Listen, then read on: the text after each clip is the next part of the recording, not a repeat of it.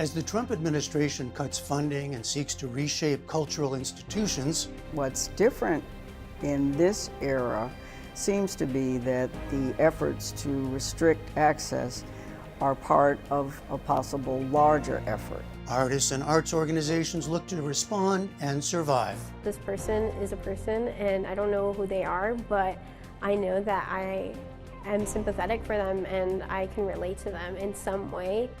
This week, we bring you part of our Arts in Action series, exploring the intersection of art and democracy. First up, in early May, the National Endowment of the Arts abruptly terminated grants to arts organizations around the country. Hundreds of arts groups received notification that their grants were canceled, spanning visual, literary, folk arts, and education, totaling more than $27 million. I spoke with leaders of 3 local arts organizations scrambling to fill the gap. A Harlem theater company that brings classic works to a diverse audience. An organization that supports artists and their communities in urban St. Paul and rural Fergus Falls, Minnesota. And a San Francisco nonprofit that promotes equitable access to skills and supplies to make environmentally sustainable art. 3 local arts organizations connected by a common thread. I got an email at about 10 o'clock on Friday night saying that our potential funding was being withdrawn. This grant no longer meets the priorities of the federal administration. All of them National Endowment for the Arts recipients who last month had grants terminated as the NEA was, quote, updating its grant-making policy priorities. Laura Zabel is Executive Director of Springboard for the Arts in Minnesota.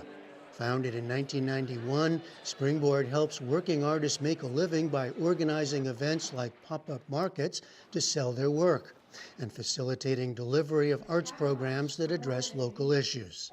Springboard was awarded its $150,000 grant to pay for a new artist-led initiative that aims to counter the mental health and isolation crisis in urban and rural Minnesota.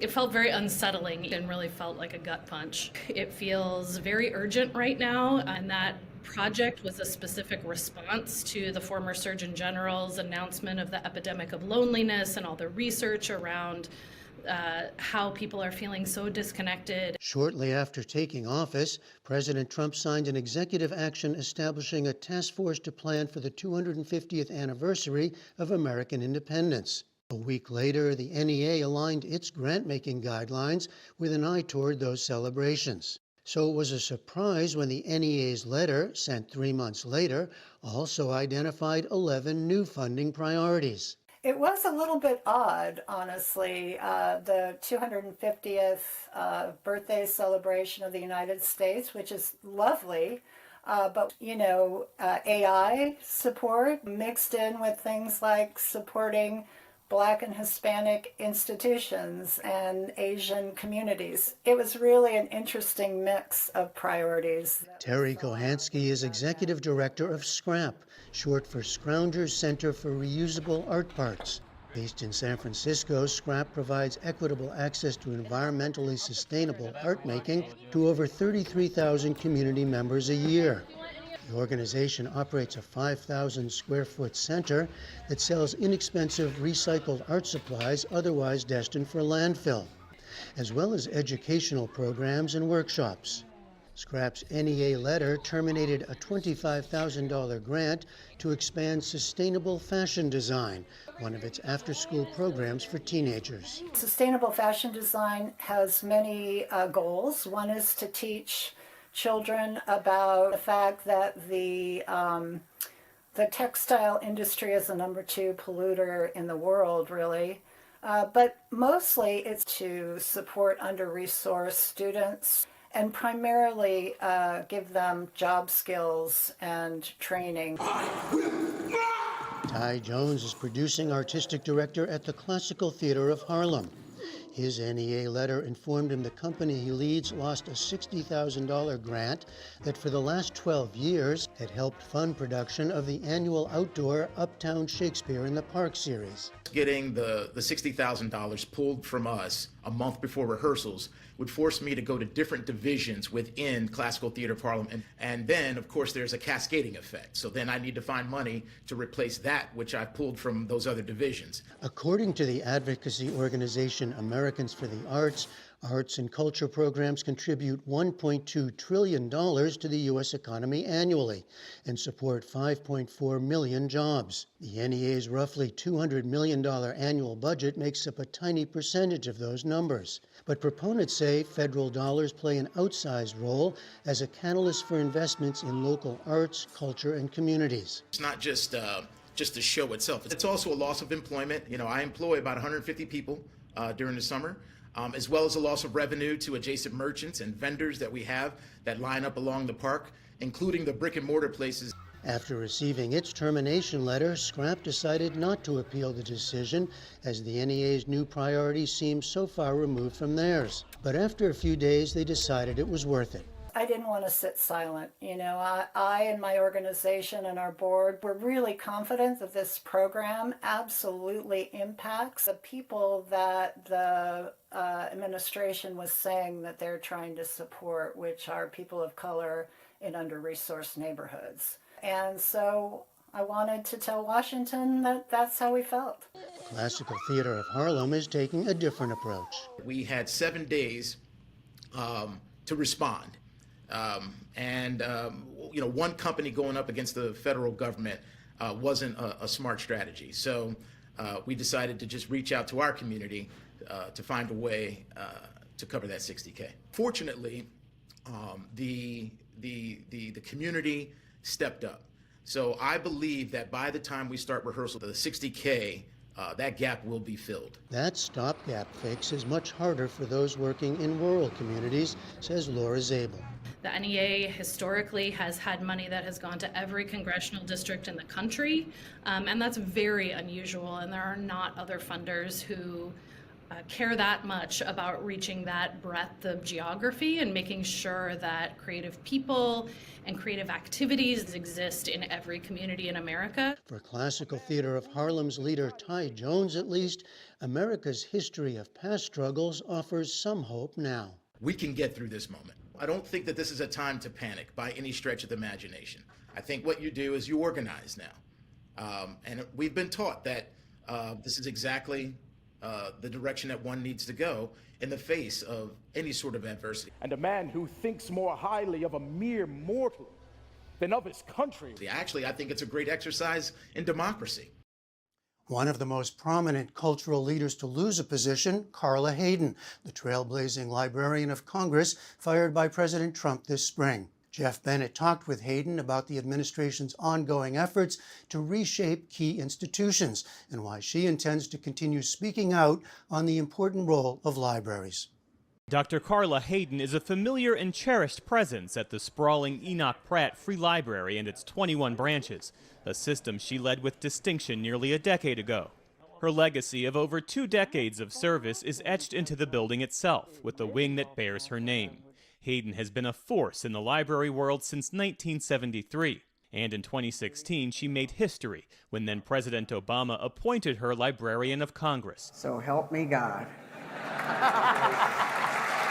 The first woman and African American to lead the National Library, and the first professional librarian to hold the post in more than 4 decades.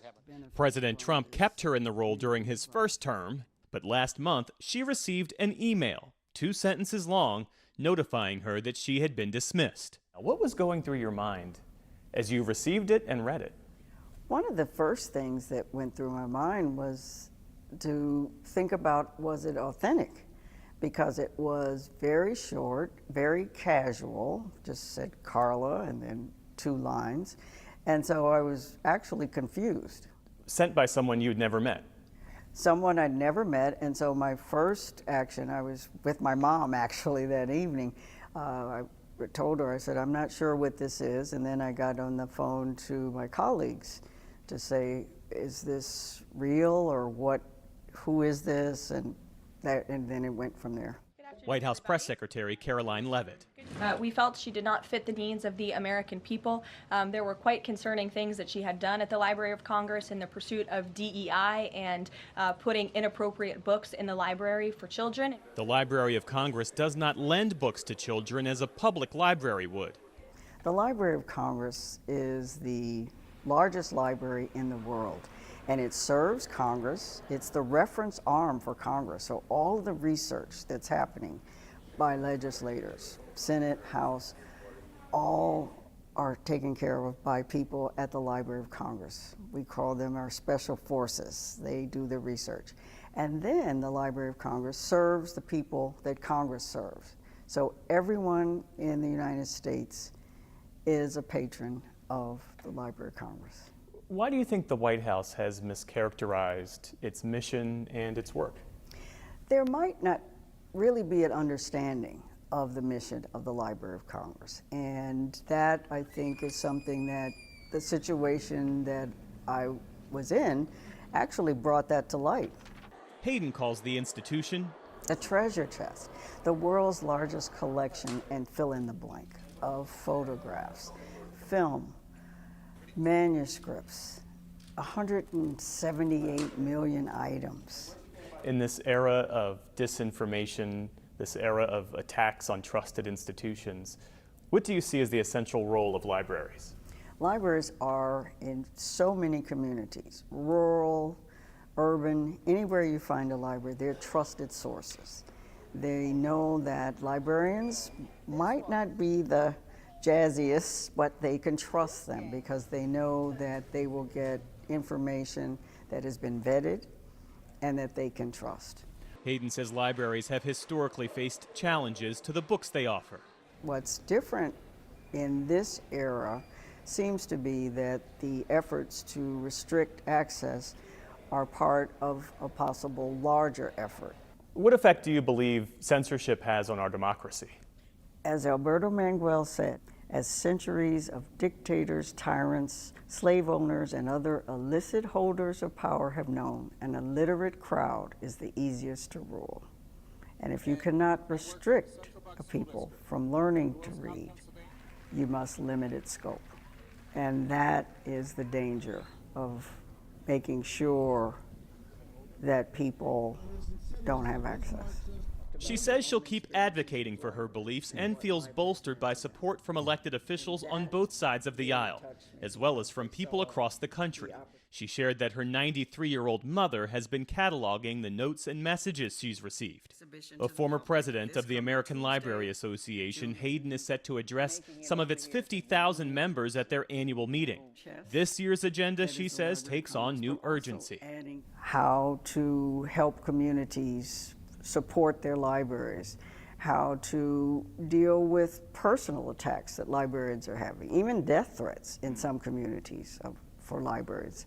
So this convening of librarians that are in schools, universities, public libraries will be really our rally. We've been called feisty fighters for freedom. Hayden says what's at stake goes far beyond books, and that protecting it has never been more important.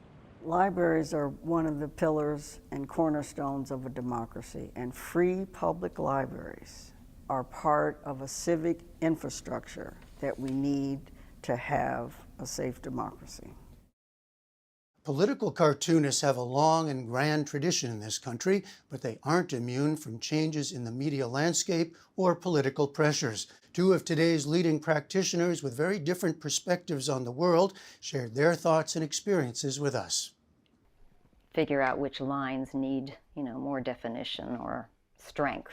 It's art in the service of strong political opinion, backed by hours of research. It's funny, often using caricature, but with serious intent. Ann Talnis has been creating editorial cartoons for decades. A self-described liberal, she's a Pulitzer Prize winner in 2001, a finalist in 2022. An editorial cartoon, even if the art is strong, if it doesn't have a strong point of view, then it fails. Of course, if your art's good, that's even better, because then that will grab the reader faster. Michael Ramirez, who calls himself a constitutional conservative, is a two-time Pulitzer Prize winner, another longtime leading practitioner of this craft. When people look at the editorial page, it's probably one of the primary things that they look at. And therefore, it has a sort of measure of influence. In a Super Bowl ad, you've got about 5 seconds to capture their attention, another 5 seconds to make the sale. The only difference is, instead of selling a commodity or a product, I'm selling an idea. But these days, who's buying? Who's even seeing the work? According to the Herblock Foundation, named after the legendary Washington Post cartoonist who died in 2001, the number of editorial cartoonists at newspapers, many of them syndicated nationally, dropped from more than 120 to fewer than 30 in the past 25 years. One challenge, economic, amid the ever-shrinking newspaper business. Another, ideological, amid national divisions so profound that many papers seek to avoid strong satire and opinion. There's a less tolerance for satire, because satire involves things that aren't necessarily easy for people to accept. Depictions of people, criticizing people. For Ann Telnis, the tolerance factor hit home directly. Earlier this year, she quit the Washington Post, her employer since 2008, after experiencing a first. One of her cartoons was spiked. It pictured billionaire tech and media executives, including Amazon's Jeff Bezos, who also owns the Post, bowing with bags of money before incoming President Trump. I had not planned to quit. I wanted to continue, commenting on what I thought was important. And I just realized I can't work like that. You just felt like there are now things you're not allowed to say. Yeah, I thought this was the beginning. This is like, it's not going to stop here. Michael Ramirez's work appears in both the Las Vegas Review-Journal, which publishes him 6 times a week, as well as the Washington Post, 2 times a week. His moment of confrontation came when a cartoon about Hamas was pulled from the Post website in 2023, accused of being racist in its caricature. I do believe that political cartooning is a necessary element in self-governance. Not only is it a catalyst for thought, but it's a call to action. I want to promote liberty and democracy in our republic. They are great documents for a moment in time. Editorial cartooning itself has a long and varied history, dating back to the 1600s. This could reach people who weren't quite literate. We got a sampling from Sarah Duke, curator of popular and applied graphic art at the Library of Congress, which holds 140,000 cartoon prints and drawings. Here we have a group of vultures waiting for the storm. So when was this? This is 1871, and this is Tammany Hall in New York. It's the Democratic stronghold, and Boss Tweed ends up fleeing the United States. A key point, Duke says, editorial cartoons have always changed with the times and with new technology, and that has affected their impact. We had, the copper engravings, maybe a few dozen could be printed and distributed, and then we had the rise of the lithograph, and you had a few thousand, and then you had Harper's Weekly and editorial cartoons at the peak of newsprint because they were distributed by syndicates. You're talking millions. Millions. Yeah. And now you're talking potentially millions via social media, Instagram, Blue Sky, Facebook, all places to ingest editorial cartoons. In fact, Ann Telnis left the Post for Substack, an online platform where creators build a direct relationship with their audience through subscriptions. She now has 91,000 followers, a readership and earnings, but arguably less influence, for now at least, than at a major newspaper like the Post. One thing she feels she does have, more freedom to say what she wants. Recently, in the wake of the president appointing himself chair of the Kennedy Center for the Performing Arts, she depicted him on stage with a conductor's baton topped by a swastika, and portrayed Defense Secretary Pete Hegseth with a tattoo across his chest reading, "I'm not a defense secretary, I just play one on TV." For his part, Michael Ramirez continues to skewer what he sees as progressive dogma and democratic impotence. But he's also deeply critical of President Trump's tariffs and many aspects of the MAGA movement. Here, a Republican elephant on a deserted island says to an abandoned man, "I know how you feel. I'm a free market constitutional conservative." Today's cartoon is really a mirror of where I am. It's so strange that in today's politics, the roles have been reversed. This kind of reactionary populism on one side, and then the extreme progressive ideas. And I think most people are sort of caught in between. For both cartoonists, the stakes are incredibly high, a test of democratic values, and extend beyond the U.S. Helena spoke recently in the Netherlands for World Press Freedom Day. Autocrats especially do not like editorial cartoons. They are the great equalizer, and they don't like being laughed at. If editorial cartoonists all of a sudden go away, that means something else is following. Other voices will be silenced. Lastly, the power of story in a divided world. Colum McCann, himself a renowned novelist whose books include the National Book Award-winning Let the Great World Spin, co-founded an organization to help young people around the world share their stories and perhaps bridge divides of politics and culture. I met McCann, his group Narrative 4, and students he's working with in Santa Fe, New Mexico. I was very shy and I felt very out of place and isolated.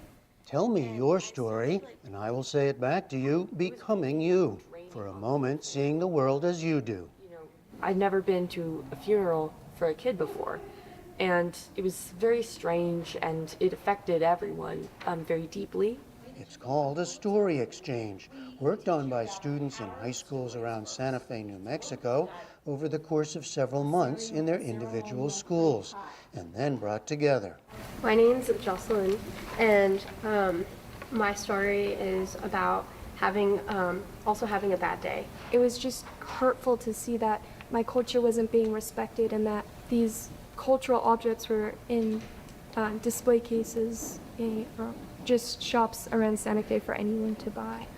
Each writes a story, something personal from his or her life, and then gives it to another student, often someone they don't know and wouldn't have an opportunity to meet, who speaks it back in the first person. Santa Fe High senior Isabella Erazo Lujan. It allows for the other person to really understand that, this person is a person and I don't know who they are, but I know that I am sympathetic for them and I can relate to them in some way. Tristan Risi, also a senior, wrote of periods of homelessness he experienced while in high school. In a way, I'm putting them in a bit of a difficult situation, telling them such a personal story, but I kind of see them as they're telling my story, I guess kind of try to feel or understand what I was going through, and just for me, that's meant a lot to me. The story exchanges are the work of an organization called Narrative 4, co-founded by Colum McCann, who himself a renowned novelist whose books include the National Book Award-winning Let the Great World Spin, knows something about the power of stories. It's a form of what we call radical empathy. It's a leap into the story of someone else, a sort of new form of understanding.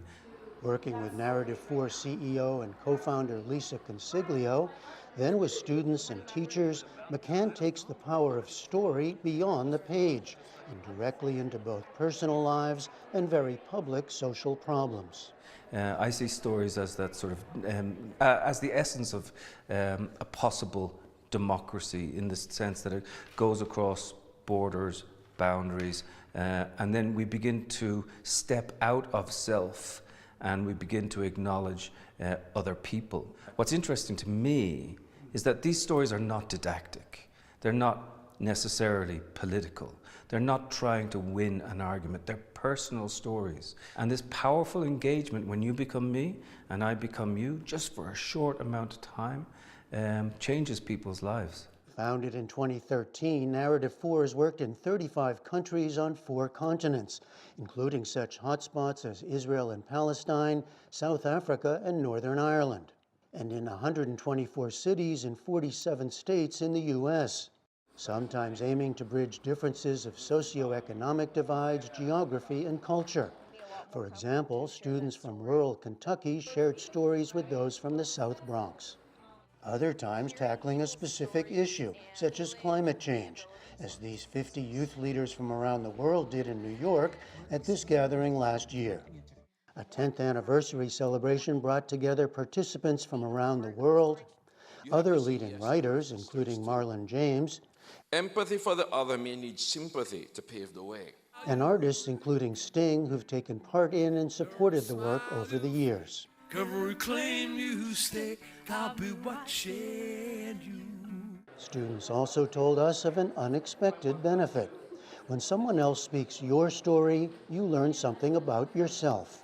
It felt a bit empowering, and it's very eye-opening, and it makes me feel like, oh, like this interconnection between this person that I don't necessarily know that well, and it makes me feel like that I'm able to be somebody I'm not, but also am. Yeah. Somebody you're not, but really who you are. Yeah. Yeah. I definitely think the story exchange has kind of put myself in perspective in a weird way. Put yourself to yourself? To myself, in a way. Hearing other people tell my story, I feel like I can understand myself and see myself more as kind of part of a bigger picture, as opposed to in my own world, which I think, especially with the digital era, it's really hard to do that.